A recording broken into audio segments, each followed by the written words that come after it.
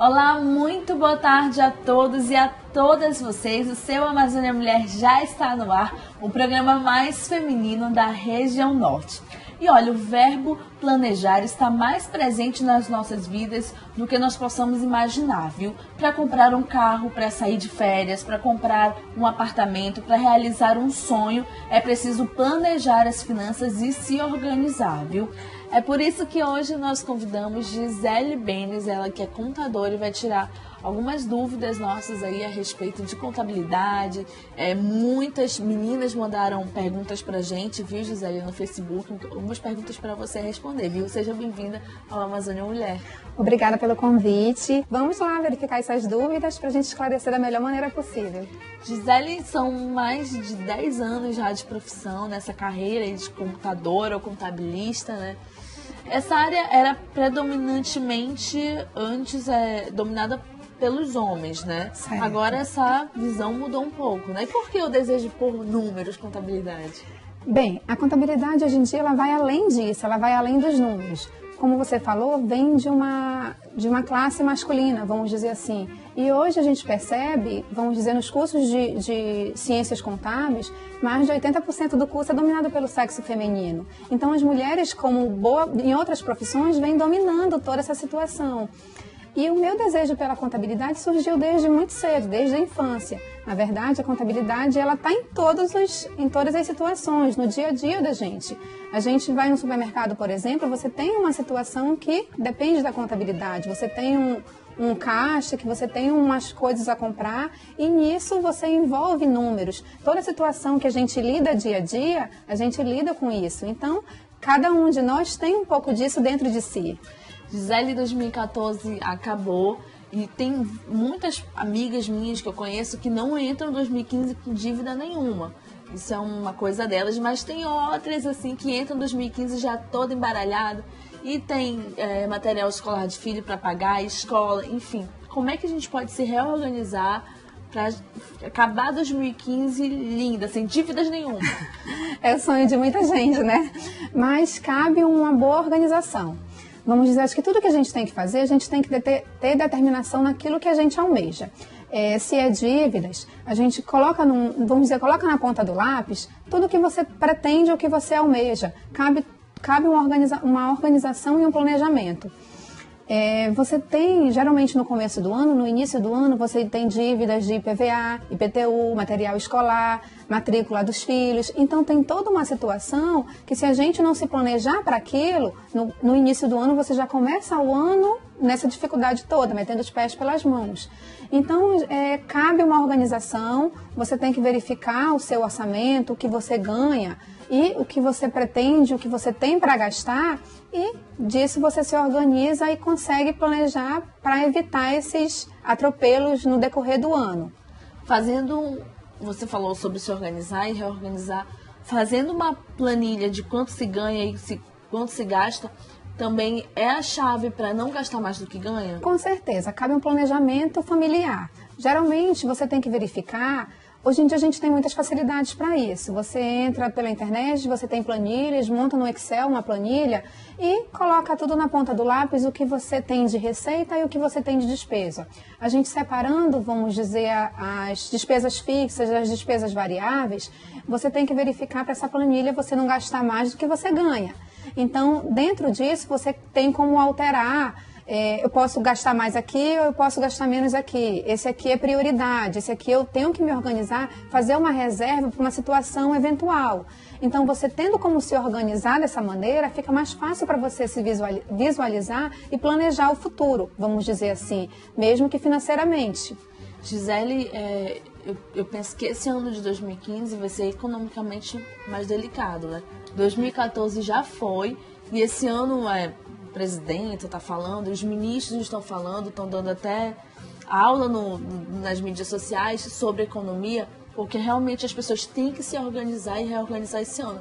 Queria que você explicasse o porquê disso. Em 2014 a gente teve um ano bastante conturbado. Foi um ano de Copa do Mundo, foi um ano de eleição e os economistas prevê para 2015 um ano bastante delicado. A gente tem aí os reajustes de muitos impostos no decorrer no recorrer do exercício, e a tendência é ter uma alta cada vez maior. Temos aumento de energia, tem todas essas situações delicadas no decorrer do exercício que vai comprometendo o nosso orçamento familiar. Então, a partir do momento que a gente começa a fazer um planejamento com relação a isso, a gente tem como manter o equilíbrio. Essa visão, ela acaba comprometendo tanto, vamos dizer, as pessoas jurídicas, que são as empresas, os empregadores, quanto as próprias pessoas físicas, que são cada cidadão de maneira geral. A gente se organizando para isso, a gente tem como verificar o decorrer do ano toda essa situação que vai ser bastante delicada em se tratando disso.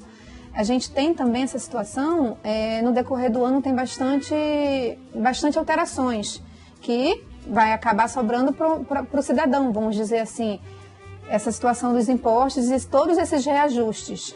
O tema do Amazônia Mulher de hoje é contabilidade. Se você também quer fazer parte do Amazônia Mulher, quer sugerir um tema ou uma pessoa para nós entrevistarmos, é muito fácil. Basta enviar um e-mail para a nossa produção. O e-mail é amazoniamulher@amazonsat.com.br. Nós vamos ler, com certeza vamos te responder, viu? E tem também o Facebook do Amazônia Mulher, que é facebook.com/Amazônia Mulher. Por lá também você pode dar as suas sugestões de pauta, também curtir. E por lá a gente tem um feedback de vocês bem positivo, viu? Eu gosto de compartilhar ideias com vocês também lá pelo Facebook. E também pelo Instagram do Amazônia Mulher, que é @Amazônia Mulher. Segue a gente que você fica por dentro quem são os nossos entrevistados do dia e também sobre os bastidores do nosso programa. A nossa entrevistada de hoje é Gisele Benes e hoje nós estamos falando de um assunto que normalmente são poucas mulheres que dominam, viu? Que é PIS, FGTS, normalmente a gente não quer saber muito disso, né? Conta de luz, conta de água, quem paga é o nosso marido mesmo, a gente só quer saber de trabalhar, receber nosso dinheiro. E eu estava lendo uma matéria, Gisele, que apesar de 2015 as taxas terem aumentado muito, as mulheres podem deixar de comer o feijão e o arroz delas, mas com a beleza elas se preocupam sempre. Então o setor dos cosméticos nunca quebram, penso eu, né, Gisele? É um setor que está bastante alta hoje em dia e a mulher por si só, pela vaidade, ela acaba priorizando certas situações. Então, você tendo um relacionamento, tendo uma família em casa, o seu orçamento acaba não sofrendo tanta alteração, acaba não comprometendo essa situação. Ela deixa o seu dinheiro reservado ali, já faz parte do seu orçamento, a vaidade de cada uma. É verdade, Gisele, nós falamos no primeiro bloco sobre a economia esse ano de 2015, a palavra de ordem é se organizar para poder realizar os sonhos e ter um dinheiro no final do ano, né, para fazer uma viagem, quem sabe. Eu queria falar agora sobre uma coisa que a gente estava falando no intervalo, sobre o PIS, que às vezes muitas pessoas podem ir receber e nem se tocam, aí o governo acaba pegando tudo para si de novo. Explica como é que funciona isso pra gente. Bem, a título de PIS, você tem direito a partir do momento que você trabalha pelo menos 30 dias no exercício, no ano. Vamos dizer, o ano de 2014, você tem que ter trabalhado pelo menos 30 dias dentro do ano, ter mais de 5 anos de cadastramento de PIS e receber até 2 salários mínimos. A partir de então, o calendário disponível é em agosto, quando a Caixa Econômica disponibiliza esse calendário e de acordo com o aniversário, com a data de aniversário de cada cidadão, você verifica junto à Caixa Econômica os que têm direito ou não a esse benefício. Ela disponibiliza um salário mínimo para efeito dos funcionários que se enquadram dentro dos parâmetros, vamos dizer assim. Olha, já é uma grande ajuda. Você pode consultar a Caixa Econômica, pode também pedir o seu cartão cidadão. Cartão cidadão, isso. Você vai em qualquer agência da Caixa Econômica, solicita o seu cartão cidadão, cadastra uma senha e dele você pode fazer parte, verificar os seus benefícios junto à Caixa Econômica, sejam eles FGTS, seguro-desemprego, auxílio-doença, toda essa situação dentro do cartão cidadão.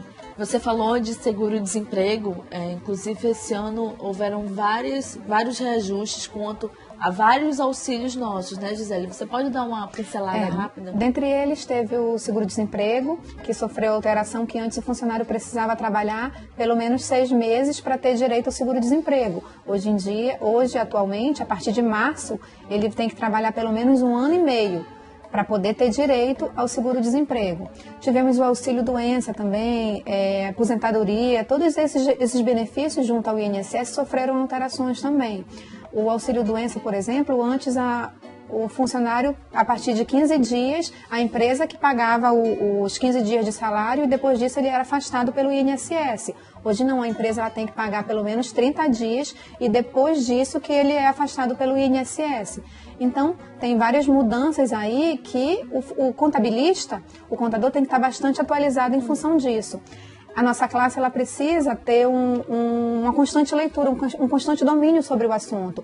São situações que têm mudanças diariamente. Todo dia tem mudanças, alterações, portarias, em função de mudanças no decorrer do ano. Então, cabe uma leitura constante e um domínio sobre o assunto. Gisele, e aqui no Brasil tem uma peculiaridade que quem procura mais o setor contábil não são a pessoa física, são mais pessoas jurídicas, que deveria ser tanto para um quanto para outro, né? Isso. A pessoa física em si, ela procura mais um contador na situação de fazer a declaração de imposto de renda. E em se tratando de uma situação delicada, quando caiu numa malha, ou então quando tem alguma divergência, alguma dificuldade. Caiu numa malha. Isso. O que é cair numa malha? Vamos já continuar. Em se tratando dessa situação, aí ele recorre a um contador para verificar, para solucionar um problema, para sanar um problema. Visto que o empregador, de modo geral, ele precisa da contabilidade para ter uma organização junto à sua empresa. E aqui no Brasil, por exemplo, principalmente as pequenas e médias empresas, ela tem uma visão da contabilidade mais voltada para o fisco, mais voltada para o governo. Sendo que, de modo geral, essa ferramenta ela devia auxiliar no gerencial da sua empresa, porque a contabilidade ela nada mais é do que toda a vida da empresa, toda a saúde da empresa. E essa empresa caminhando, tanto o empregador quanto o escritório de contabilidade ou o contador de modo geral, ele tem como dar essas informações, auxiliar essas informações a título de tomada de decisão. Diferente de um mundo mais globalizado, que ele escuta primeiramente o contador para poder tomar decisões de uma melhor maneira para solucionar as questões da empresa, até mesmo para tomar decisão. A contabilidade ela é isso, ela visa as informações a título de gerenciamento, porque ela nada mais é do que todas as informações da empresa. Então é bastante importante você que está pensando aí, está com uma ideia de abrir uma empresa, procurar logo um contador para lhe auxiliar, para não fechar em menos de 2 anos, como normalmente acontece. É uma né? margem bastante grande que o próprio Sebrae passa essa informação. A contabilidade, você não basta ter, vamos dizer, o empregador, ele não basta ter boas ideias. Ele tem que saber as informações que ele deve tomar, um controle gerencial. Vamos dizer, se você vai abrir o seu negócio, uma loja, por exemplo, você tem que ter um custo disso aí. Você tem que ter um plano com relação a essa situação para evitar problemas futuros, vamos dizer assim, de uma má administração, de um má gerenciamento de informações. Olha, Gisele, eu estou adorando conversar com você, viu várias coisas importantes que realmente nos rondam durante o dia a dia, o cotidiano, e a Gisele está esclarecendo aqui todas as dúvidas hoje. Obrigada. O tema do programa de hoje é sobre economia. Nós estamos conversando com a contadora Gisele Benes e agora nós vamos falar sobre impostos de renda. Você sabe se você deve declarar, se você não deve declarar, acima de quanto você deve declarar? Nós estamos tirando essas dúvidas hoje com a Gisele. Gisele, é obrigada a declarar um imposto de renda? Olha, o programa, geralmente de imposto de renda, ele é disponibilizado de março, você tem um período de março a abril. O prazo de entrega, ele vai até o dia 30 de abril, horário de Brasília, 23 horas e 59 minutos, por exemplo. E nisso, você tem um parâmetro, tem as regrazinhas de acordo com cada programa, com cada ano, exercício dessa situação. Em se tratando de valores, com base no ano passado, um exemplo que esse ano ainda não está disponível o programa, o valor referente a 2013 era 25.661,70. E esse valor vai sofrer alteração agora para 2014. Mas geralmente quem teve imposto retido na fonte, tem vários critérios lá que você tem direito e é obrigado a ter essa declaração de imposto de renda no exercício seguinte. Então, eu pensava que, nossa, declarar imposto de renda é muito chato, a gente tem que contribuir, a gente tem que tirar o nosso dinheiro. A Gisele já me deu uma outra forma de pensamento aqui no intervalo. Você sabia que se você vai, por exemplo, ao médico, paga a escola da sua filha, você declara o imposto de renda, né? E esses valores podem ser contribuídos, investidos para você também, né? Isso, porque o que acontece? Vamos desde o início. Geralmente, a declaração ela vai ser agora em março até abril. Então, cabe a cada... De 2014 ainda, né? Em 2015, a gente vai colocar as informações referentes ao ano de 2014. É sempre assim, um ano do exercício com o ano corrente. Então, você precisa se organizar para isso. Geralmente, as despesas que a gente utiliza a título de declaração de imposto de renda são despesas médicas, despesas escolares, com educação, despesas com dentista, plano de saúde. Então, todas essas despesas, elas são dedutíveis a título de imposto de renda. Então, você mantendo todas essas informações numa pasta de fácil acesso, quando você for fazer a declaração, já tem tudo de fácil acesso para você utilizar essas informações.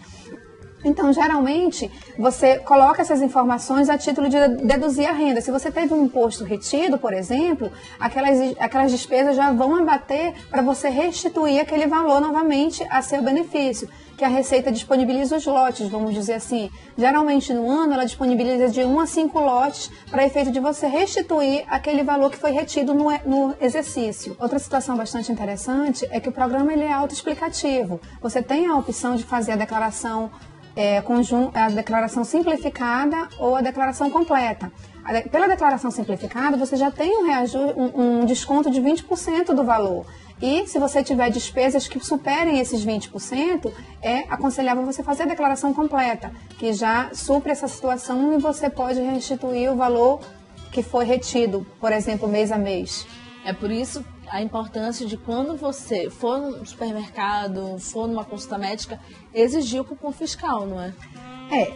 Com relação a despesas médicas, elas entram a título de dedução da despesa, mas supermercado já não entra. E pensão alimentícia? Nem supermercado e nem despesas com livros, despesas com medicamentos, elas não entram. Mas antes era assim, né? Antes você podia utilizar essas informações, mas no decorrer dos exercícios, eles vão sofrendo alterações e você já não pode utilizar tanto despesas com medicamento quanto despesa com livros. Gisele, uma das grandes dúvidas também das nossas telespectadoras é quanto à empregada doméstica, quanto quem presta serviço e também a quem emprega. Como é que tem que proceder? Voltando ao assunto de imposto de renda, a empregada doméstica também tem o valor deduzido do imposto de renda. O valor que é pago a título de INSS, 12% que seria parte do empregador, ela abate também para efeito de dedução do imposto de renda. Muito se ouviu falar no passado que tem que assinar carteira. Mas diarista não precisa. Quais são os deveres e obrigações tanto do empregador quanto de quem está prestando o serviço? Isso. A diarista ela teve bastantes mudanças no decorrer do ano. Então, mudanças essas que ainda não começaram a vigorar todas, mesmo porque eles ainda estão estudando uma melhor maneira de o empregador conseguir, para que o empregador consiga recolher esses impostos. Então, a diarista, você tem que trabalhar pelo menos até 3 vezes na semana, em dias alternados e em horários alternados. A partir disso, ela passa a ser empregada doméstica. A empregada doméstica ela tem direito a assinar a carteira, sendo uma carga horária, de acordo com a legislação, de 44 horas semanais. Se trabalhar noturno, ela tem direito aos 20% de salário noturno e o INSS também é recolhido nessa situação. Outro ponto que ainda consta facultativo seria a situação do FGTS, que hoje em dia ainda continua facultativo, mas a lei tem essa situação que também o empregador deve pagar o percentual de FGTS para o empregado doméstico. Olha, você, diarista que está indo, vamos supor, toda segunda-feira às 4 horas para casa de uma pessoa para fazer a sua limpeza, enfim, olha, fique ligado que você daqui a pouco já pode também ter os seus direitos aí, né? Gisele, para encerrar o programa de hoje, eu queria que você falasse da pessoa autônoma. Ela também deve, e é muito bom que contribua com o seu FGTS, não é? Com certeza. Na verdade, o autônomo ele contribui com o INSS. O INSS. Então, você como autônomo, você tem a opção de entrar no site da Previdência e recolher essa quantia a título de INSS para para você ter os benefícios futuros, vamos dizer assim, de uma aposentadoria, de um auxílio-doença, dependendo da situação, você está amparado pela legislação. Agora, se você não contribui, aí fica complicado para você, vamos dizer, futuramente querer se aposentar sem ter essa contribuição. Então, cabe a você ter esse controle de estipular aquele valor a título de contribuição mensal, para efeito de recolhimento de INSS. E a organização familiar, vamos dizer assim, a título de planejamento, a partir do momento que você começa a fazer uma reserva, tanto a título de poupança, qualquer reserva que seja, ela é bem-vinda para uma situação específica ou esporádica que pode acontecer em determinada situação. Olha, a Gisele falou aqui nos intervalos que até quem não precisa comprovar e declarar o imposto de renda, declara para poder comprar um apartamento ou para comprar uma casa, fica bem mais fácil da pessoa adquirir, não é? Isso principalmente em se tratando de uma situação autônoma, vamos dizer assim, você fazendo a sua declaração, estipulando aquele valor que você, comprovando aquela sua receita mensal, vamos dizer assim, quando chegar o prazo de você fazer a declaração, ela é benéfica a você, se você quer adquirir um imóvel, por exemplo, se você pretende outros planos numa situação, você tem como comprovar aquela sua renda, mesmo que você não se enquadre nos parâmetros obrigados pela legislação de você ser obrigado a entregar a declaração. Olha, Gisele, eu adorei conversar com você, viu? Você são várias dúvidas aqui, minha, das telespectadoras também, e ainda falta assunto pra gente conversar. Ainda tem bastante assunto. A contabilidade ela é bem ampla com relação a isso. Dá um outro Amazônia Mulher. Com certeza, vários.